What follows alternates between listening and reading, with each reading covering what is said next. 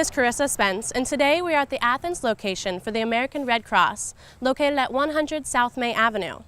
Today we're going to learn a few important things about the donation process, like why donate, eligibility requirements, the donation process, the different types of donations available, tips for a successful donation, and lastly, how to step up your game with the American Red Cross. First off, let's talk about why one would donate blood. Truth is, you don't need a special reason. You just need your own reason. Maybe a friend asks you to donate. Maybe you know a family member who will one day be in need of a blood donation. Or maybe you just think it's the right thing to do. Whatever your reason, know that it's important for a healthy and reliable blood supply. And you'll feel good knowing that your donation went for a good cause. After taking the first step of deciding that you do want to donate blood, it's important then to look at the eligibility requirements. To ensure the safety of both the donor and the recipients, the donor must be evaluated to ensure their eligibility. It's important to note that if you've been turned down in the past, to be not afraid to try again, as you may be able to donate this time around.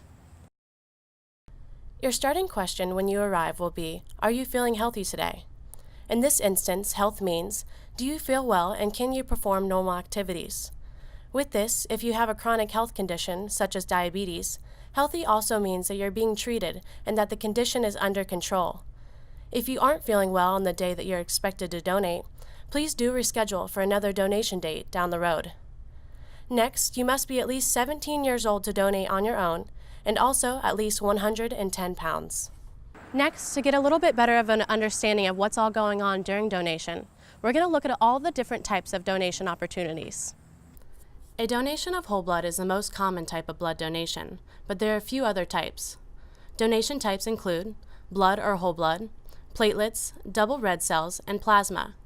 If you're wondering what type of blood donation is best for you, it truly depends on your personal blood type, physical characteristics, personal preferences, and the availability of donation opportunities. Giving the right type of blood donation ensures your best use of your valuable contribution. If you've never donated blood before, you're probably wondering what the process is going to be like once you get to your donation site. With these next few descriptions, this will hopefully give you a little bit better of an understanding of to what is to come. Do note that the donation process from the time you arrive until the time you leave may take about an hour, though the donation itself is only about 8 to 10 minutes on average. When you arrive at your donation site, the staff will ask you for some identification and your donor card, if you have one. Have you sign in and give you some material to read over about donating blood. Then, in a confidential setting, after the initial question of, are you feeling healthy today, other aspects of your health history will be discussed. You will receive a brief examination during which your temperature, pulse, blood pressure, and hemoglobin are measured. Next is the actual donation. After the area chosen for your donation has been cleansed, a new sterile needle will be inserted to draw the blood. Again, the actual donation on average only lasts 8 to 10 minutes. After a pint of blood has been collected, the staff will then bandage your arm and the donation is complete. From there, you can enjoy some of the free snacks and refreshments provided by the donation site and go on with your normal day after about 10 to 15 minutes. Now let's move on to what's most important for you, tips for a successful donation.